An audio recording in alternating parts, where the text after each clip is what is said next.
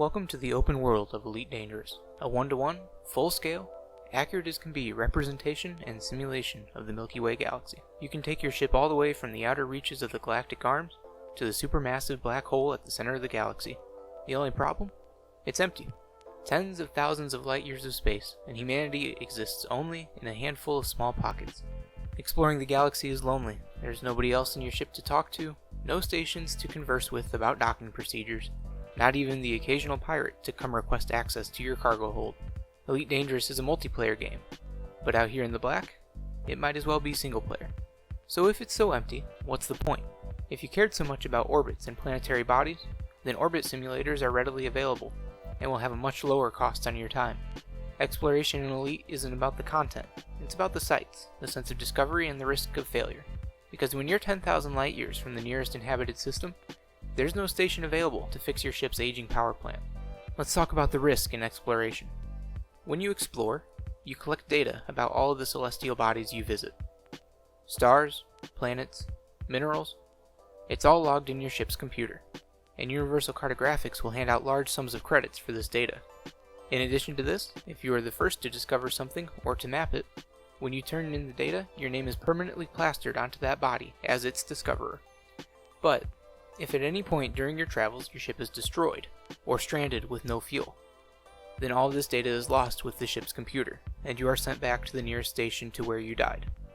That's right, if you just spent the better part of 6 months exploring the galaxy, and bumped into a rock too hard, you lose everything. No discovery data payout, no first discovered tag, and any distance you covered has been reset. So of course you may be asking, with no other ships around, what risk even is there to damaging your ship or losing anything? There is a lot of ways your ship can take damage out here in the great beyond. Fly too close to the sun, your components are going to take some heat damage. Land on a high G planet, those dents are going to start to add up. If you jump into a star with too low of fuel, you might not have enough to jump back out. In addition to losing your ship, you can also lose any of the supplemental vehicles or equipment you bring with you. The SRV rover, for example, needs its own fuel, and if this runs out, you need to gather materials to replenish it. You can also repair the hull of the SRV and restock its ammo in the same manner. But if at any point its hull reaches zero, or the fuel runs out and you have no materials to make more, that SRV is gone. Until you reach a station, you can no longer drive around on planets to gather resources or explore. To endure the stresses of long-term voyaging, your ship will need to be built with redundancies and repairability in mind. An exploration ship is not all about jump range. You need to be prepared for any scenarios you may encounter. To collect fuel from stars, you need a fuel scoop. If you want to collect resources from a planet's surface, you need to have an SRV bay with an SRV inside of it. To repair any damaged modules, you need an auto field maintenance unit. Maybe you don't want to worry about the occasional bumps into planets or asteroids, so you'll need a shield generator. For an extra bump in your jump range, you can sacrifice an optional slot for a Guardian frameshift drive booster. If you just want to get from one side of the galaxy to the other fast, sure, strip down all of your components, leave the shield generator at the station, and strap on some model rocket engines to act as thrusters. But if you want to truly explore, then don't skip out on the sustainability of your ship.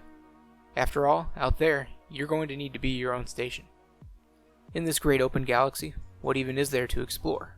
Why would anyone bother embarking on these multi-month journeys with no one to talk to? The first, of course, is cold, hard cash. If you can get home with thousands of systems worth of discovery data, the payout can be significant. After a relatively short 1,000 light-year journey, doing some light system scanning, I came back to the bubble to a payment of around 5 million credits.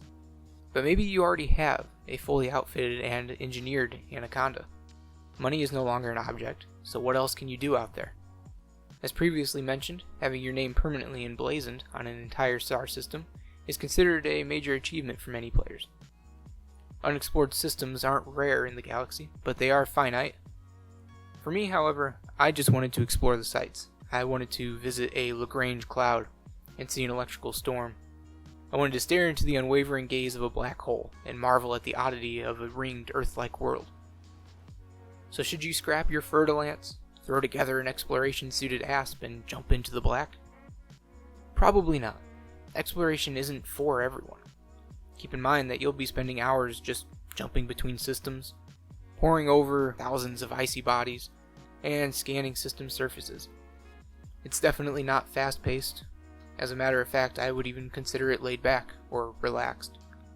Exploration is not for those who want the seat of your pants combat experience, and not for those who want immediate payout when they get back to the station. When you start exploring, you have to be prepared to get nothing in return from it, perhaps losing your ship and all the data with it. You have to remember to enjoy the journey, because at the end of the day, your destination might just be the least special part of the trip you take. Thanks a bunch for watching. I really do appreciate it. If you'd like, consider checking out my Twitch streams where most of this footage was taken. Hopefully I'll see you there.